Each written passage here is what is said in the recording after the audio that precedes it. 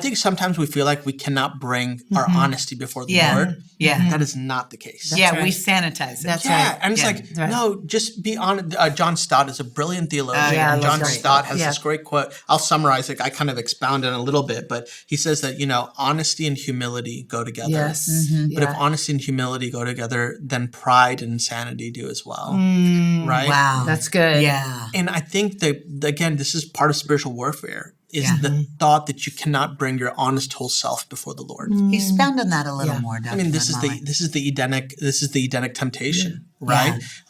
It was routine for Yahweh in the cool of the evening breeze to walk in the garden with Adam and Eve. I always wonder with the serpent, the Nakash, right? What would have happened when the serpent said, did God really say for Eve and Adam to respond and to say, you know what, that's a great question, serpent. You feel that? The cool of the evening breeze is on its way. Let's just hold and wait. Yeah, let's ask him. Let's ask him. He's right. Yeah. What would this dude have ran for his life? He would not have stuck around. Right. But instead, they buy into a temptation of distrust and disbelief about who God is, which leads them into hiding. Right. And the whole time, the Lord's like, "Where are you?" Yeah. And I love this, that in the midst of the offense, the Lord is the one who goes first. That's Yes. right. We go into hiding. That's right. And the Lord is the one who beckons us and says, no, come back out. Now, is there consequence for sin? Absolutely. Yeah. Right? Yeah. But is there a path to repentance and restoration, always. renewal? Yes. Absolutely. Well, and I always think it's funny that the Lord is asking, where are you? Yeah. And sometimes we can misinterpret and think, of course, the Lord knows exactly where Adam is. It's Adam who doesn't know where Adam is. Yeah. And when he answers the question of the Lord, there you see the shame and the blame and the pain. 100%. And so I love that this pursuit of God in the answering the questions. Go ahead. I've got you. I'm derailing. Well, I just think it's important to sit here a moment. for a minute. Yeah. Because of so many people, even some of our friends on the porch, based on some of that, some of our conversations and some of the stories they've Emails, been generous enough to let us kind of hold are, God must not love me because I went through a series of depression. Yeah. My church kicked me out because of, and a lot of mental and emotional torment we've been led to believe is congruent with spiritual unbelief. And I'm like, actually, in Scripture, usually it's in belief that people are honest with their mental and emotional torment. It's her saying, I brought my resentment to the Lord. And I think when we segregate, I love that you quoted Stott. He's one of my pretend theological boyfriends.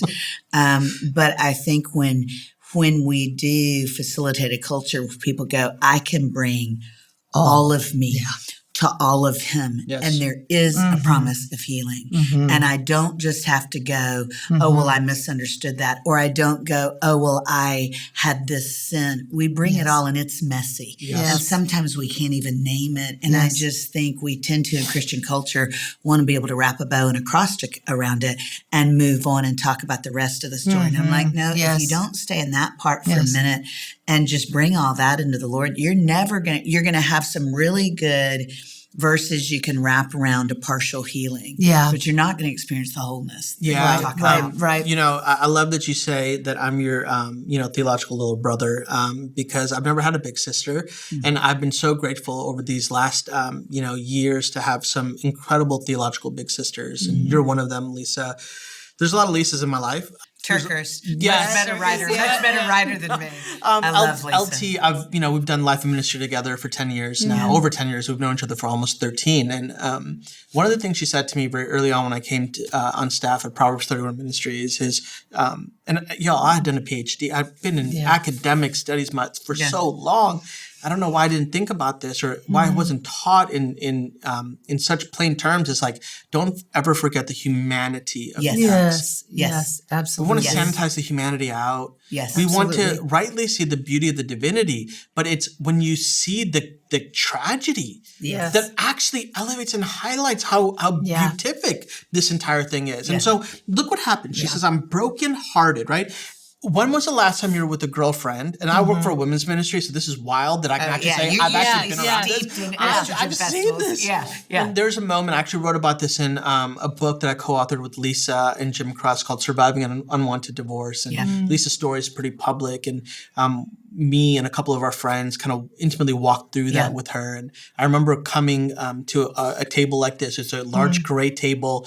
That table, Lisa actually gave my family. So it actually sits in my house right now. It's like one of my most cherished tables, and so many hours of theology and also lots of tears, soaked in tears, and honesty, and just wrestling with the unknowable, right? Yeah. And one day Lisa walked out in her house, and then we're all at the great table, and you could tell you've had those girlfriends who have just cried for so long, and the face is a hot mess. Even trying to put on the makeup ain't gonna work. The hair, I mean, you can just feel it. And at some point, there were no more tears to be cried. And yet, you still feel the weight of that moment. And that was the day that Lisa came and asked me this like really hard question, Joel. What does the Bible actually say about divorce? That's probably a different conversation for a different day. But I want us to take to that moment, and I want you to think about the last time you were with a girlfriend or a loved one, and they're in the midst of that pain, that sobbing. It's not beautiful. It is messy. And this is what we have with Hannah.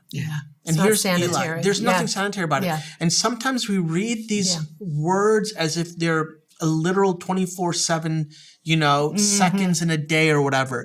That's not what, like, you would have to imagine. There's conversation. There's time. If Eli has an ounce of responsibility as a leader, as a pastor, as a priest, he's probably doing some emotional work, right? And then you finally get to verse 17, and I love this. Eli responded, "Go in peace." Now that Hebrew word peace, shalom, it has in mind wholeness. That's right. But wait a minute. She says, "I'm a woman with a broken heart." And here Eli says, "Actually, sister, what you came in with is honest and true, but there's something of beauty and hope that you're going to walk out of here." And then he goes on and says, "May the God of Israel grant you the request you made of him." And the rest of the story is miraculous, right? She gives birth, and she dedicates this child, and she sings this song. We've been saying this whole thing to get to here. Get to the She song. sings this song, and songs matter, right? Songs throughout the Bible. The Song of the Sea in the Old Testament is maybe is the oldest song. Miriam. Miriam, another woman, right? Sister, sang this, and it retells the story of the crossing of the And Red Deborah Sea. has a song, doesn't she? Deborah has a song. Mary is the Magnificat. And in fact, there's some scholars, many scholars. This is the prominent position is that each of these songs have oral tradition in the life of Israel, and so this is like belt out your favorite whatever song it is. I'm a Crowder kid, so I grew up with David Crowder, and so I like his album "Beautiful Collision" is one that I just grew up loving. It's like whatever one from that, and it's like, oh, that song just repeats, and then the best form. What is I mess up all the analogies or the. Allie's the analogy queen. The best form of flatter is Imitation. Imitation. Yes, exactly, right? Best form of flattery is imitation. That's exactly it. So, and that's what you have. Greek and Hebrew, I got theology, but you that's give me all right. it's kind of hard for me sometimes. This is what we have with Hannah's song. You actually find a tradition, and if you did some literary work, you'd see, wait a minute, Hannah is well aware of Deborah's song. Because you have elements of Deborah's song. And wait a minute, Hannah's well aware of Miriam's song. And they're building. This is those lily pads. They're jumping. The story, this is Deuteronomy 6. Theology. They are building Israel's theology. It's unbelievable. Deuteronomy 6, the Shema, like what is the best way to embed the story of Israel? It's to tell the story, embed, right? Okay, so there's a lot that goes here. My heart rejoices. The phrase, my horn, a lot of questions on what does that mean? The horn was an image of power and prestige. And so you want to think about the power and the prestige of Israel, my horn. And why is this so important?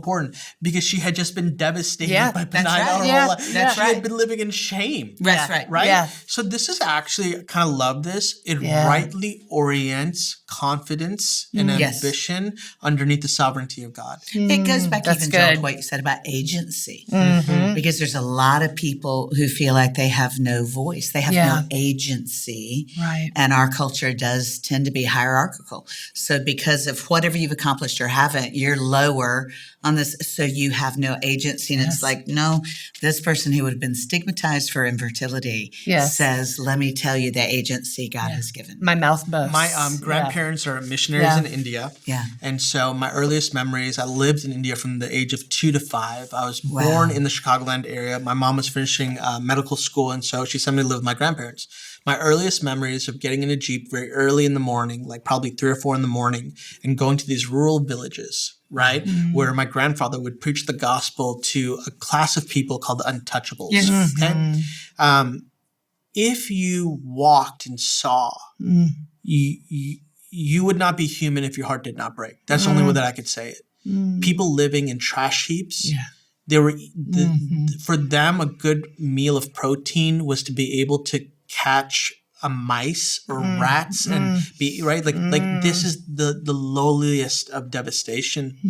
And my grandfather would come and he would preach the gospel, the good news of Jesus. Yeah. And I remember, gosh, this was just a couple of years ago. I went back to India. And my grandfather said, Joey, do you remember, my grandfather, they call me Joey, my family calls me Joey. Joey, do you remember the villages? I just have faint memories, Tata. That's what I call my grandfather, Tata. And he goes, let me bring you to one of the villages. And you go back, now we're talking 20 years later. Did you know in those same places where those huts were, with rats and infestation and disease, are now houses and businesses. And the very same people who would not have any dignity or worth in that space, they now walk, they're riding motorcycles and they've built a church there. And when you ask them what happened, they don't say, we got education, or they don't say our economic status. You know what they say? We heard about Jesus. Jesus came to town. We heard about the good news that the caste that was given to me is not the identity by which I live. Yes. It's actually the cross of Christ, right? Yes. That's rescued. And so it's like, that is the horn being lifted. Yeah. It's beautiful. It's the whole, my daughter was born in a rural village in Haiti and had no agency. So that makes me just wrecks me in a redemptive way to go, look at this love story. Yeah. Look at this love story. Yeah. Look at what our God does for brokenhearted people. Yes. Access more